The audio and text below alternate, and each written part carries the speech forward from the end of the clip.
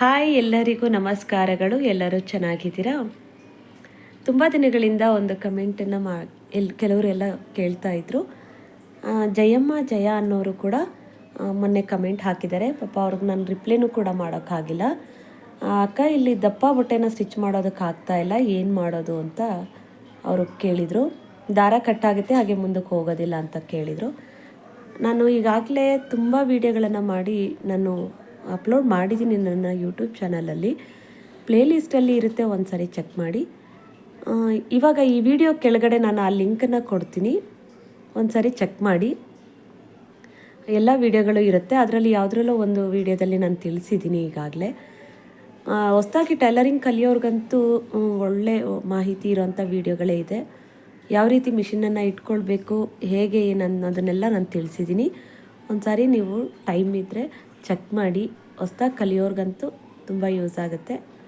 ಹಾಗೆ ಇವತ್ತು ಅವ್ರು ಕೇಳಿದಂಥ ಈ ಕಮೆಂಟ್ಗೆ ನಾನು ಇವಾಗ ತಿಳಿಸ್ಕೊಡ್ತೀನಿ. ಚಿಕ್ಕ ಮಿಷಿನ್ ಎಲ್ಲ ಆದರೆ ಇಲ್ಲಿ ಸ್ಟಿಚ್ ಮಾಡೋದಕ್ಕಾಗಲ್ಲ. ಇದು ಸ್ವಲ್ಪ ದೊಡ್ಡ ಮಿಷಿನ್ಗಳಿರೋದ್ರಿಂದ ಇದರಲ್ಲಿ ಸ್ಟಿಚ್ ಮಾಡ್ಬೋದು. ತುಂಬ ನನ್ನ ಹತ್ರ ಮುಂಚೆ ನೀವು ಹಳೆ ವೀಡಿಯೋಗಳನ್ನು ನೋಡಿದರೆ ಗೊತ್ತಾಗುತ್ತೆ. ಅದರಲ್ಲೆಲ್ಲ ನಾನು ತುಂಬ ಚಿಕ್ಕ ಮಿಷಿನ್ ಇತ್ತು. ಅದರಲ್ಲಿ ನನಗಂತೂ ಸ್ಟಿಚ್ ಮಾಡೋಕ್ಕೆ ಆಗ್ತಾ ಇರಲಿಲ್ಲ. ಸ್ವಲ್ಪ ಕೆಲವೊಂದು ಕಡೆ ಉಕ್ಸ್ಪಟ್ಟಿ ಇದೆಲ್ಲ ಆ ಟೈಮಲ್ಲಿ ಅಲ್ಲಿ ಪೈಪಿಂಗ್ ಕೂಡ ನನಗೆ ಕೊಡೋಕ್ಕಾಗ್ತಾ ಇರಲಿಲ್ಲ. ಸ್ವಲ್ಪ ದಪ್ಪ ಆಯಿತು ಅಂದರೆ ಪೈಪಿಂಗು ಕೊಡೋಕ್ಕೆ ಕಷ್ಟ ಆಗ್ತಿತ್ತು, ಅಷ್ಟು ತುಂಬ ಇದಾಗಿತ್ತು. ಚಿಕ್ಕ ಮಿಷಿನಲ್ಲಾದರೆ ದಪ್ಪ ಬಟ್ಟೆನ ಸ್ಟಿಚ್ ಮಾಡೋದಕ್ಕೆ ಆಗಲ್ಲ. ನಾನು ಆ ಟೈಮ್ನಲ್ಲಿ ಏನು ಮಾಡಿದ್ದೆ ಅಂದರೆ, ಈ ಟೈಲರಿಂಗ್ ಮಿಷಿನ್ ರಿಪೇರಿ ಮಾಡ್ತಾರಲ್ಲ ಅವ್ರ ಕೈಲಿ ಈ ಟೆನ್ಷನನ್ನು ಮೇಲೆ ತೊಗೊಂಡಿದ್ದೆ ಸ್ವಲ್ಪ.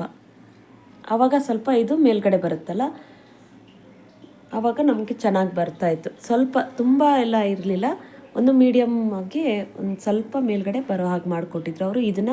ಈ ಕಂಬಿನ ಮೇಲ್ಗಡೆ ಬರೋ ಹಾಗೆ ಮಾಡಿಕೊಟ್ಟಿದ್ರು. ನೀವೇ ಮಾತ್ರ ಯಾವುದನ್ನು ಮಾಡೋಕ್ಕೆ ಹೋಗಬೇಡಿ, ಅದು ನೋಡೋಕ್ಕೆ ಈಸಿಯಾಗಿರುತ್ತೆ. ನೀವೇ ಏನು ಮಾಡೋಕ್ಕೆ ಹೋಗಬೇಡಿ, ಅವರು ಮೆಕ್ಯಾನಿಕ್ಗಳ ಕೈಲೇ ಮಾಡಿಸ್ಕೊಳ್ಳಿ, ಅವಾಗ ಈಸಿ ಆಗುತ್ತೆ.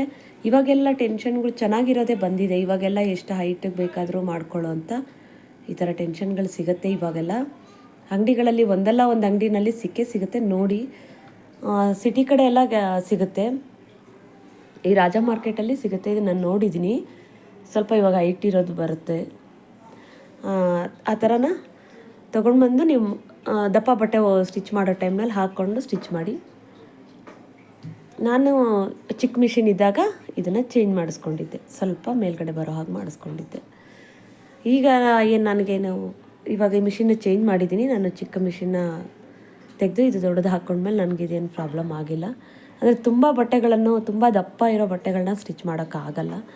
ಏನೋ ಒಂದು ಮೀಡಿಯಮ್ ಅಷ್ಟೇ. ಎಲ್ಲ ಮಿಷಿನ್ಗಳು ನೋಡಿ ಇಷ್ಟೇ ಇರುತ್ತೆ. ನೀವು ಅಂದ್ಕೊಳ್ಬೋದು ಕೆಲವು ಹೈ ಸ್ಪೀಡ್ ಮಿಷಿನಲ್ಲಿ ಇರುತ್ತೇನೋ, ನಾನು ಅದನ್ನು ಯೂಸ್ ಮಾಡಿಲ್ಲ, ಹಾಗಾಗಿ ನನಗೆ ಗೊತ್ತಿಲ್ಲ. ಈ ಮಿಷಿನಲ್ಲೂ ಕಷ್ಟನೇ, ತುಂಬ ದಪ್ಪ ಬಟ್ಟೆ ಎಲ್ಲ ಸ್ಟಿಚ್ ಮಾಡೋದಕ್ಕೂ ಆಗಲ್ಲ. ಏನೋ ಒಂದು ಮೀಡಿಯಮ್ ಆದರೆ ನಾವು ಹೊಲಿಬೋದು. ಆ ಟೈಮಲ್ಲಿ ನಿಧಾನಕ್ಕೆ ಸ್ಟಿಚ್ ಮಾಡಿ ಅಷ್ಟೇ. ಹೀಗೆ ತಿರುಗಿಸ್ಕೊಂಡು ಒಂದೊಂದೇ ಸೂಜಿನೇ ಬಿಡ್ತಾಯಿರಿ ಅಷ್ಟೇ. ಹಾಗೆ ಮಾಡ್ಕೊಂಡು ಒಂಚೂರು ಸ್ಟಿಚ್ ಮಾಡ್ಕೊಳ್ಳಿ. ಎಲ್ಲೋ ಒಂದು ಕಡೆ ತಾನೇ ದಪ್ಪ ಬರುತ್ತೆ. ಈ ರೀತಿ ಏನಾದರೂ ನೋಡಿ, ಏನಾದರೂ ಈ ಥರ ಫೋಲ್ಡಿಂಗ್ ಬಂದವಾಗ ಅಷ್ಟೇ. ನಾವಿಲ್ಲಿ ಫೋಲ್ಡ್ ಮಾಡಿದ ಜಾಗದಲ್ಲಿ ನೀಟಾಗಿ ನಾವು ತಗೊಂಡ್ರೆ ಅಷ್ಟೊಂದು ದಪ್ಪ ಅನಿಸಲ್ಲ. ಇಲ್ಲ ಅಂದ್ರೇ ದಪ್ಪ ಆಗೋದು. ಕ್ಲೀನಾಗಿ ಫೋಲ್ಡ್ ಮಾಡಿ ಕೊಡಿ, ಅವಾಗ ತೆಳುವಾಗುತ್ತೆ. ಆ ಸ್ಟಿಚಿಂಗು ಕೂಡ ಚೆನ್ನಾಗಿ ಬೀಳುತ್ತೆ. ನನಗೆ ಇದ್ರ ಬಗ್ಗೆ ಇಷ್ಟೇ ಮಾಹಿತಿ ಗೊತ್ತಿರೋದು. ನನಗೆ ಗೊತ್ತಿರೋಷ್ಟನ್ನು ನಾನು ತಿಳಿಸ್ಕೊಟ್ಟಿದ್ದೀನಿ.